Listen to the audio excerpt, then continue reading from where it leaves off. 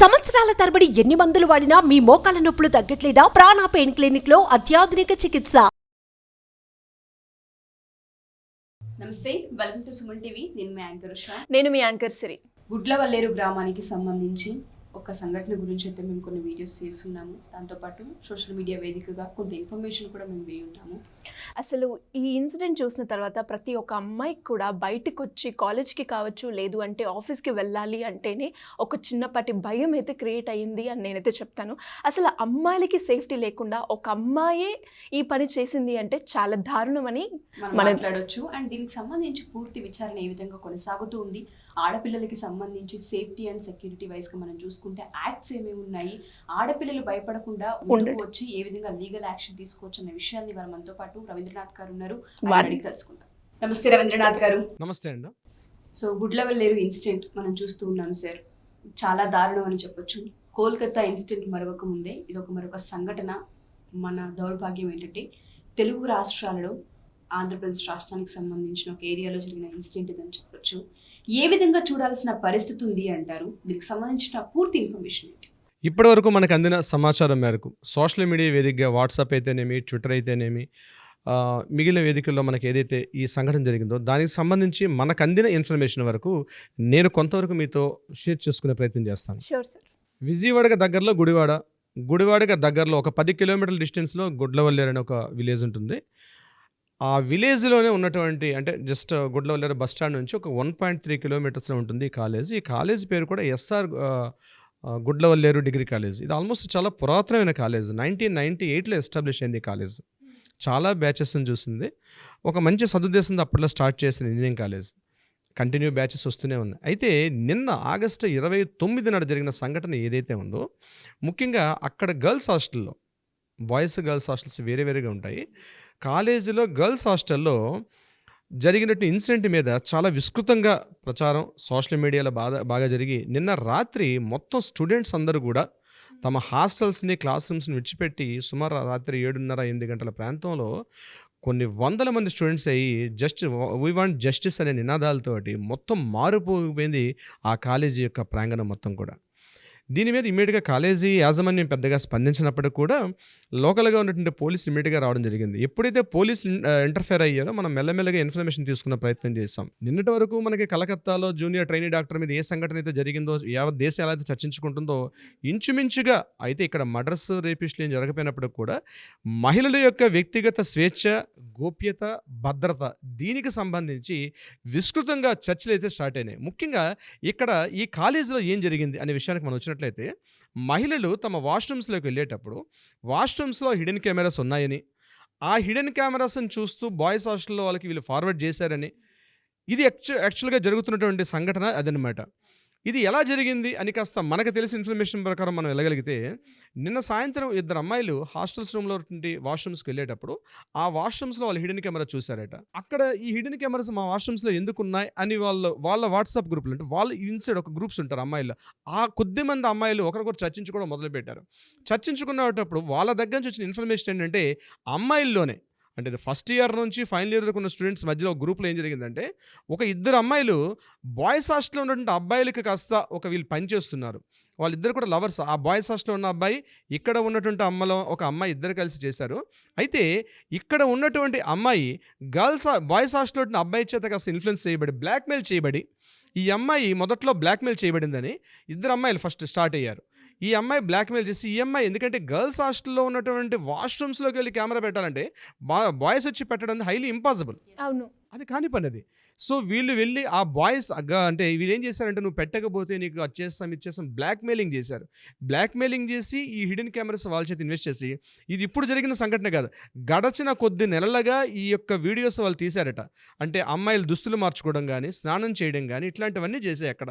ఇది కాకుండా ప్రైవేట్ కార్యకలాపాలు అన్నింటినీ కూడా వాళ్ళు చేసి ఈ కెమెరాస్ ఎప్పటికప్పుడు వాళ్ళు ఈ యొక్క అందించడం జరిగింది. అయితే వీటిని సెల్ కూడా చేశారు అన్న వార్తను కూడా మనం విన్నాం. అవునమ్మా, యాక్చువల్ జరిగిన మనకి ఇన్ఫర్మేషన్ ఏంటంటే, అక్కడ ఈ అమ్మాయిలు ఏదైతే పంపించారో బాయ్స్ దాన్ని తీసుకొని రకరకాల కార్యకలాపాలు, అంటే బ్లాక్మెయిలింగ్ చేయడం ద్వారా, మనీ కొంత ఇవ్వడం ద్వారా, రకరకాల అంటే వాళ్ళని మిస్ఇంటరప్ట్ చేయడం, మిస్గైడ్ చేసి వాళ్ళని చేసి ఇవన్నీ తీసుకొని ఫైనల్ ఇయర్ స్టూడెంట్ అయినటువంటి దీని అంతటికి మూల సూత్రధారి ఎవరంటే ఒక అబ్బాయి పేరు వినిపిస్తుంది.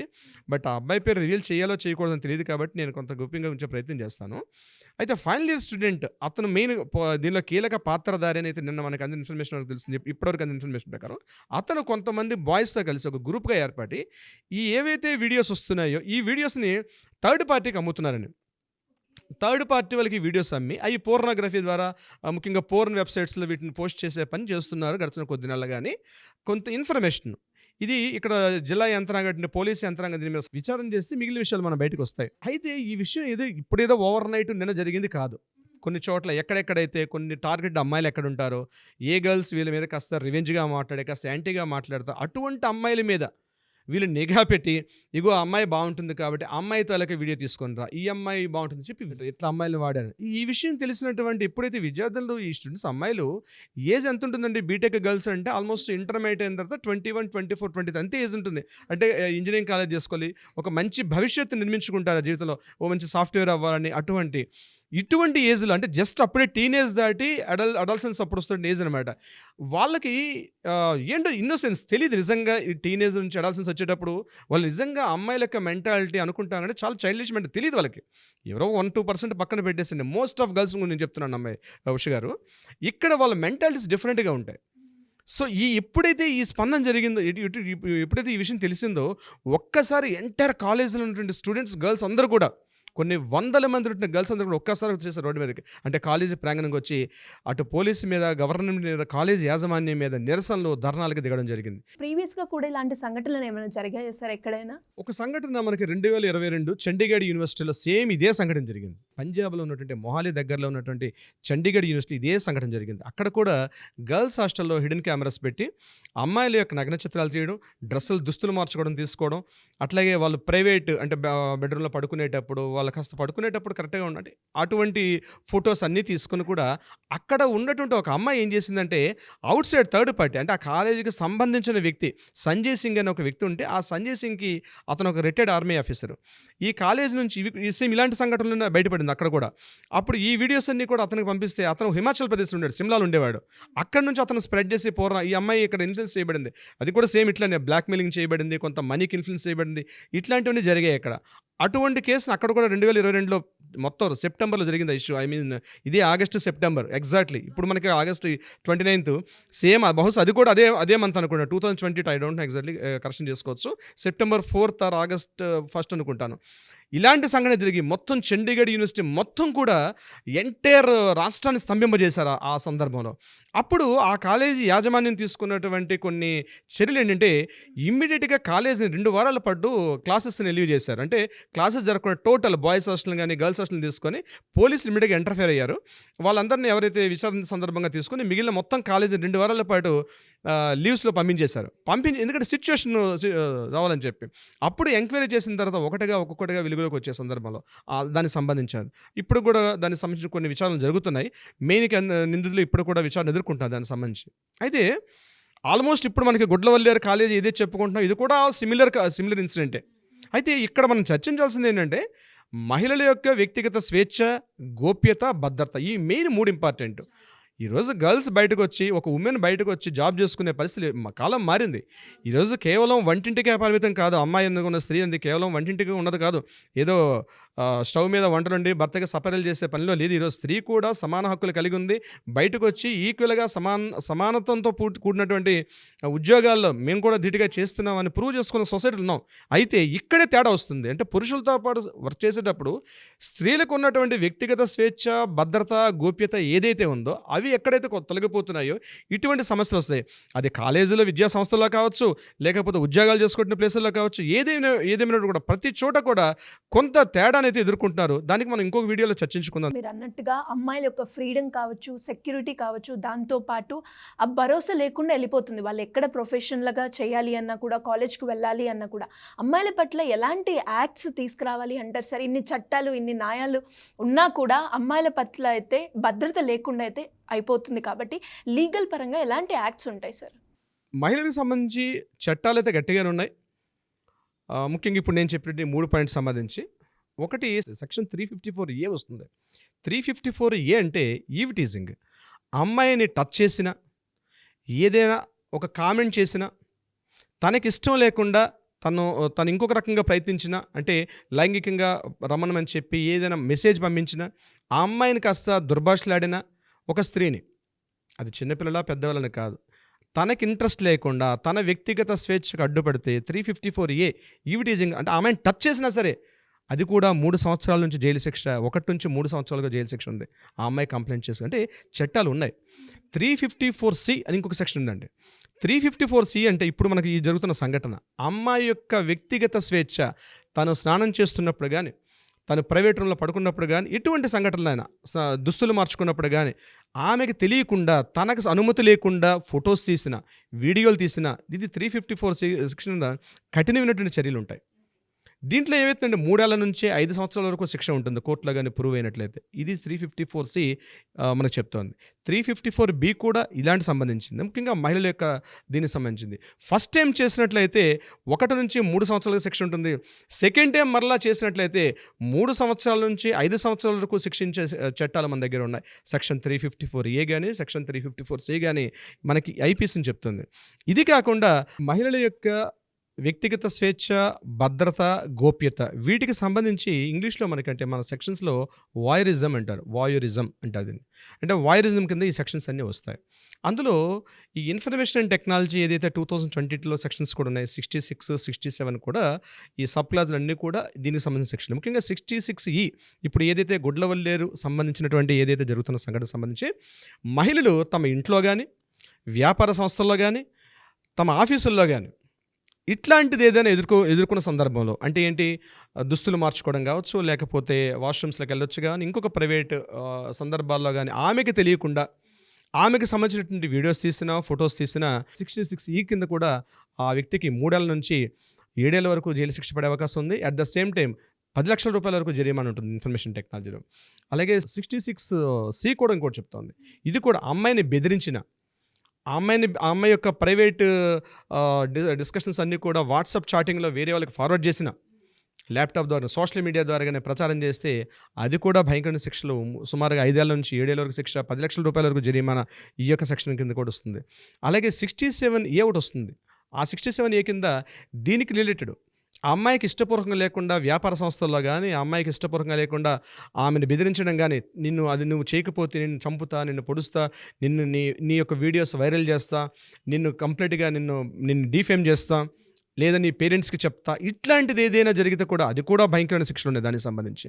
ఇది కూడా 67B అంటే పోర్నోగ్రఫీ 67A అండ్ B కూడా చెప్తుంది.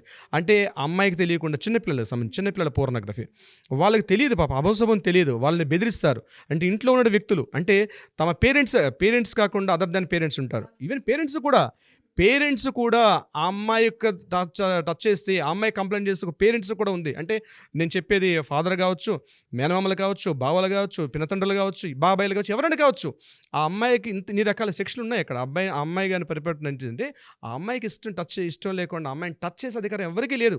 చట్టాలు కఠినంగా ఉన్నాయి, అమలు పరుస్తున్నారు. కానీ మహిళ బయటికి రావాలి, నాకు ఇంత రక్షణ చట్టాలు ఉన్నాయని తెలుసుకోవాలి. ఈరోజు ప్రతి ఒక్కరికి ఉంటుంది. ముందు అమ్మాయి భయపడింది, అమ్మో కోర్టులా, అమ్మో పోలీసులని, అటువంటి ఏమీ లేదు. చట్టాలు ఉన్నాయి, బహిరంగంగా తిరగొచ్చు, వాళ్ళకి పూర్తిగా రక్షణ చట్టాలు అన్నీ ఉన్నాయి. మనకి పోలీస్ వ్యవస్థ ఉంది.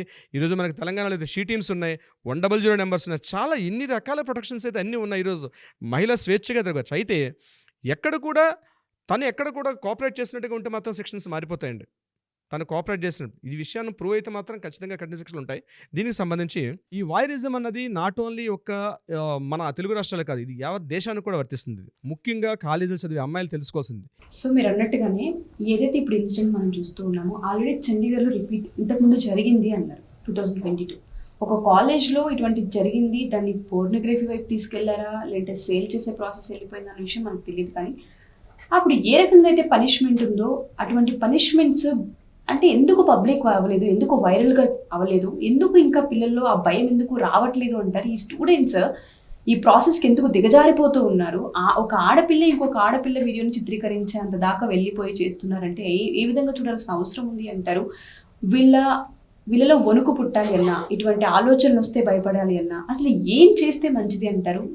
వీటికి పులి స్టాప్ ఏ విధంగా ఉండే అవకాశం ఉంటుంది అంటారు? అసలు మహిళలనే కోఆపరేట్ చేయడం అనేది బహుశా 3-4 సందర్భాలు ఉంటుంది. ఒకటి, తను ఎవరినో ఇష్టపడి ఉండొచ్చు, ఆ ఇష్టమైన వ్యక్తికి అనుకూలంగా తను పనిచేయడం, ఇది ఒక ఇన్ఫ్లుయెన్స్కి రావడం, దీన్ని యాక్చువల్గా ఇన్ఫ్లుయెన్స్ కింద రావడం అంటారు ఒకటి. నెంబర్ 2, కొంత ప్రలోభానికి గురవడం, అంటే మనీ రూపంగా కావచ్చు, గోల్డ్ ఇట్లాంటివి ఏమైనా వస్తువులు చూపించి కూడా ప్రలోభానికి గురవుతారు. మూడవది, ఈ రెండు కాకుండా తనలో కూడా ఒక రకమైన క్రూయల్టీ, అంటే తను అందంగా లేకపోవడం, పక్క అమ్మాయి అందంగా ఉంటే దాన్ని ఇంకా మనం సైకో అనాలిసిస్కి వెళ్ళగలిగితే ఒక జెలస్ ఫామ్ అయిపోతుంది. అది కొన్ని పారామీటర్స్ కూడా కనిపిస్తుంది. అవన్నీ విచారణలు తేలితే అన్నీ కూడా, అంటే ఇవన్నీ నేను లీగల్ పరంగా చెప్తున్నాను. అంటే ఒక అమ్మాయి ఎందుకు ఇలా ప్రవర్తిస్తుంది, మహిళకి ఎందుకు శత్రువు, ఇప్పుడు కొత్తగా రాలే, ఆడవారే శత్రువు అని ఎప్పటి నుంచో ఉన్నటువంటి ఇది. వితౌట్ లేడీస్ యొక్క సపోర్ట్ లేకుండా ఇటువంటి బహిరంగ ప్రదేశాల్లో చేయడం అనేది హైలీ ఇంపాసిబుల్. ఖచ్చితంగా మనం ఎంతసేపు బాయ్స్ని చెప్తాం, అది ఖచ్చితంగా శిక్షలు జరగాలి, వాళ్ళని మనం కంట్రోల్ చేయాల్సిందే. కానీ మహిళలు కూడా ముఖ్యంగా చట్టాలు ఇవన్నీ తెలుసుకోగలిగితే, తమ లిమిట్స్లో తమను ఉండగలిగితే ఖచ్చితంగా ఒక మంచి సమాజం ఏర్పడుతుంది. ఇక అబ్బాయిల విషయానికి వచ్చినట్లు, అబ్బాయిలు ఏం చేస్తారు, ముఖ్యంగా వీళ్ళు మనీ ఇన్ఫ్లుయెన్స్కి లోనవుతారండి. అంటే ఈజీ మనీ, తొందరగా ఈజీ మనీ వస్తుంది. అమ్మాయి తాలూకు వీడియోస్, న్యూడ్ వీడియోస్, ఫొటోస్, ఇట్లాంటి డ్రెస్ చేంజింగ్ వీడియోస్ పంపిస్తే ఈరోజు నంబర్ ఆఫ్ వెబ్సైట్స్ ఉన్నాయి. నేనేమంటే బీయింగ్ ఎన్ అడ్వకేట్ నాకు చాలా బాధ అనిపిస్తుంది. చట్టాలు ఉన్నాయి, అన్నీ ఉన్నాయి, కరెక్టే, ముందు వాటిని బ్యాన్ చేస్తే బాగుంటుంది. ఫస్ట్ ఏంటంటే ఈరోజు విసుగుతైపోయిన ఇంటర్నెట్ సేవలు ప్రతి చోట. ఒకప్పుడు మనం ఇంటర్నెట్ అంటే కేఫ్లకి వెళ్ళేవాళ్ళం, లేకపోతే ల్యాప్టాప్లో మనం కూర్చుని, ఎట్లాగా ఈరోజు మొబైల్ ఆన్ చేస్తే కూడా మనకి ఈరోజు వినియోగం పెరిగింది, కన్జంప్షన్ బాగా పెరిగింది, వినియోగం. ప్రతి చిన్నపిల్లల, పెద్దవాళ్ళ, జాబ్ చేసుకునే వాళ్ళ, పెద్దవాళ్ళ, ప్రతి వారు ఇంటర్నెట్ లేకపోతే మనం ఇంకో పని లేకుండా పోయాం. ఇంటర్నెట్ లేకుండా మన దైనందిన జీవితం ఏ పని చేయలేని పరిస్థితిలో ఉన్నాం మనం. ఒక ఫోన్పే అమౌంట్స్ ట్రాన్సాక్షన్ చేయాలన్నా, మరొకటి చేయాలన్నా మనకు ఖచ్చితంగా ఒక స్మార్ట్ ఫోన్ అలవాటు అయిపోయింది. స్మార్ట్ ఫోన్ అలవాటప్పుడు దీన్ని అవాయిడ్ చేయడం, దీనికి ఎక్కడ అడ్డుకట్ట వేయాలి అంటే, వాటర్ డ్యామేజ్ అవుతున్నప్పుడు ఎక్కడో డ్యామేజ్ చేయాల్సింది కాదు, ఎక్కడ ఈ పోర్నోగ్రఫీ చట్టాలనే మన భారతదేశంలో ఈ వినియోగం తగ్గించుకోగలిగితే, దీని మీద ఆల్రెడీ కొన్ని ప్రభుత్వాలు కొన్ని చర్యలు తీసుకుంటున్నారు ఎప్పటికప్పుడే. ఈ మధ్యకాలంలో మధ్య చాలా తగ్గాయి, మరలా అగైన్ రీస్టార్ట్ అయినాయి కొన్ని పోర్నోగ్రఫీస్. వాటిని ఎప్పుడైతే అడ్డుకట్ట వేయగలుగుతామో, ఒకసారి అక్కడ కంట్రోల్ చేయగలిగితే ఆటోమేటిక్గా వినియోగం తగ్గుతుంది, ఒక మంచి సమాజం ఏర్పాటవుతుంది. ముఖ్యంగా మహిళల విషయంలో మనం టాపిక్లకు మనం ఎక్కడికి వెళ్తున్నాం, ఈ టాపిక్లకు వచ్చినట్లయితే మహిళలు ఎప్పటికప్పుడు తెలుసుకోవాలి వాళ్ళ చట్టాలకి, వాళ్ళకు ఉన్నటువంటి చట్టాలు, వాళ్ళ న్యాయ సూత్రాలు అన్నీ తెలుసుకోగలిగితే డెఫినెట్గా మనం చేయగలుగుతాం. షాపింగ్ మాల్స్లో కావచ్చు, ఆఫీసెస్లో కావచ్చు, ఇళ్లల్లో కావచ్చు, హాస్టల్స్లో కావచ్చు, మనం ఎక్కడ చూసుకున్నా మనకి తెలియకుండా మనతో ఉన్న వ్యక్తులే మన ఫోటో అయినా, మనకు సంబంధించిన విషయాల వాట్సాప్ చాట్తో సహా ఎవరికైతే మూడో వ్యక్తికి తెలియకూడదు అనుకుంటామో వాటిని ఫార్వర్డ్ చేసే ప్రాసెస్ అయినా, లేదు అంటే ఇలా సీసీలు పెట్టి తెలియకుండా బట్టలు మార్చుకునే వాటిని, నిద్రపోయే వాటిని, వాళ్ళు ఏదైనా చేస్తున్న కార్యక్రమానికి సంబంధించి అవైనా తీసి బెదిరించే చర్యలకు పాల్పడితే కొన్ని యాక్ట్స్ ఉన్నాయి. బట్ లీగల్గా ఎలా వెళ్ళాలో చాలా మంది ఆడపిల్లలకి తెలియదు, పేరెంట్స్కి కూడా అర్థం కాని సిచ్యుయేషన్. భయపడిపోయి వాళ్ళు కూడా సూసైడ్లు చేసుకోవడమా, తిరిగి డబ్బులు ఇచ్చి కాళ్ళు వేళ్ళు మొక్కడమా చేస్తూ ఉంటుంటారు. అటువంటి వాళ్ళు మీ దాకా వచ్చి అప్రోచ్ అవ్వాలి అంటే ఏ విధంగా మనం ఏమైనా లీగల్గా వాళ్ళకి హెల్ప్ చేసే అవకాశం ఉంటుంది అంటారు? తప్పనిసరిగా ఉషా గారు, దీనికి సంబంధించి మనకు ఎవరైనా సంప్రదించితే వాళ్ళ వివరాలు చాలా గోప్యంగా ఉంచుతాం. ఎవరిని భయపడాల్సిన అవసరం లేదు, ఎంత స్థాయి వ్యక్తులైనా భయపడాల్సిన అవసరం లేదు. ఖచ్చితంగా మీ వెంబడి న్యాయం ఉంటుంది, చట్టం ఉంది. మీరు ఆ విషయంలో ఎవరి యొక్క ఇన్ఫ్లుయెన్స్కి వెళ్ళాల్సిన అవసరం లేదు, భయపెట్టినా మీరు భయపడాల్సిన అవసరం కూడా లేదు.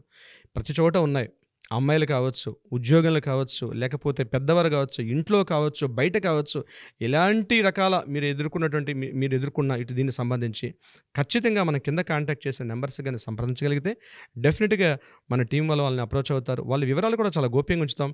ఖచ్చితంగా వాళ్ళ తరపున మనం న్యాయపరంగా ఎటువంటి రక్షణ కావాలో ఖచ్చితంగా మనం ఏర్పాటు చేసే పనిలో ఉంటామండి మనం. థ్యాంక్ యూ సో మచ్ అమోష్ గారు. సుమన్ టీవీలో మీ పర్సనల్ అండ్ బిజినెస్ ప్రమోషన్స్ కోసం కింది నెంబర్కి కాంటాక్ట్ చేయండి.